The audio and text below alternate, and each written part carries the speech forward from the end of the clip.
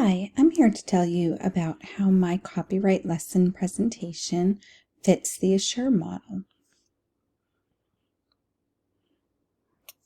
So first, A is for Analyze Learners.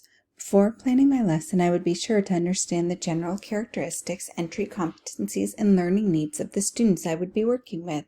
I would collaborate with the classroom teacher and review student records for the following considerations: gender, ethnicity, entry knowledge, and I'd be sure to incorporate multiple intelligences and different needs.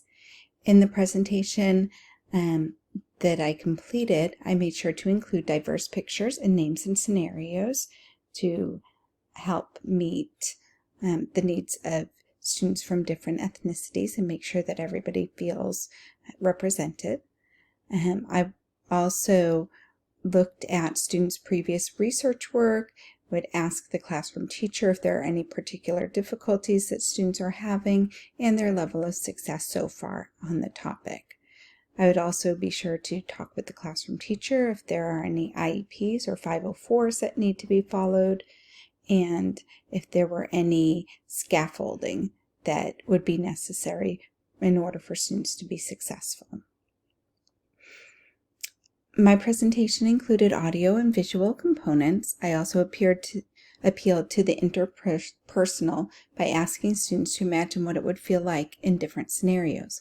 When giving the presentation, I would be sure to stop for brain breaks as necessary. Vocabulary explicitly stated on the slides help all learners, especially English language learners. I would also be sure to include some hands-on practice by having students go to different websites and find articles and books and identify how to give credit. S, state standards and objectives. In my presentation, the AASL standards for learners that apply to the lesson were stated.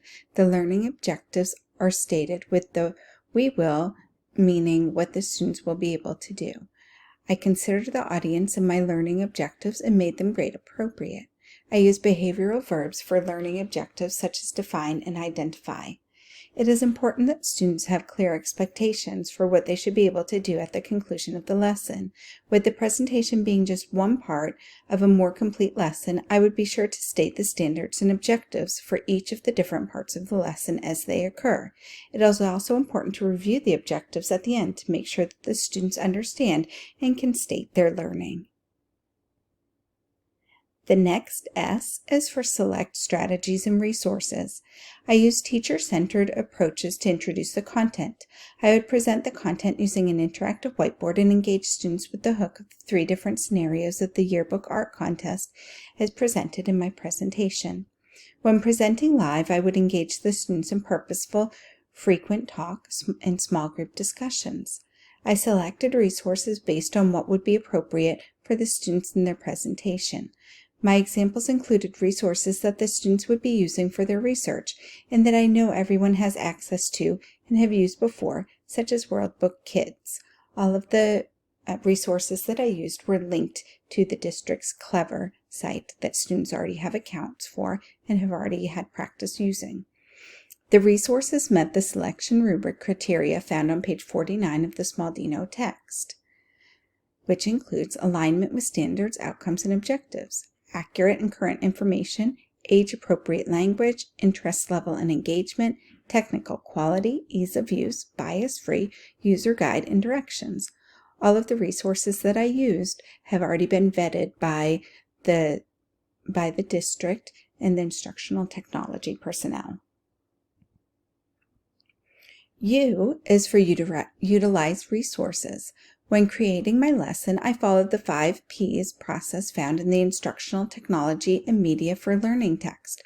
Preview and prepare the resources, prepare the environment, prepare the learners, and provide the learning experience. I thoroughly previewed my resources before using them so I was comfortable with them and sure of the content. I prepared the resources and had screenshots ready to prevent time loss going to each different site. I would prepare the environment, make sure everyone can see and hear, as well as easily get into small groups.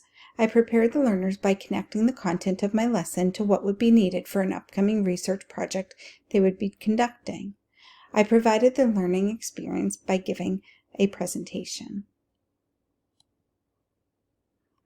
R is required learner participation. My presentation focused on building information literacy skills by understanding copyright. With this presentation, students will be able to properly cite sources and use content in fair and legal ways. By giving them the tools and setting the expectation that other people's work is respected, they will know that the expectation is to go beyond copying and pasting information. I would also create a vocabulary game on Kahoot where students can engagingly review the important terminology. To promote higher order thinking skills, I would have students debate a couple of scenarios to see if copyright rules were being followed. Feedback would be given at all stages of the lesson, during the presentation, and while students research and create their projects. I would be sure to give clear, positive feedback to encourage students, and when corrective feedback is necessary, I would make sure that students see it as a growth opportunity and feel successful upon implementing the feedback. E for evaluate and revise. I would use the rubric to evaluate student learning and revise the lesson as necessary. The work evaluated would be the final projects for Mrs. Stewart's assignment. As you can see below, I have outlined 3 different categories: graphics, sources, and text content. Students can earn from 1 to 3 points depending on their on how they have incorporated graphics, the sources, and cited the sources, and used text content. Based on the information that's provided, once the students complete their projects and the rubric is used to evaluate, I would revise the lesson and reteach as needed. My references for this project are from the Smaldino text, as noted below.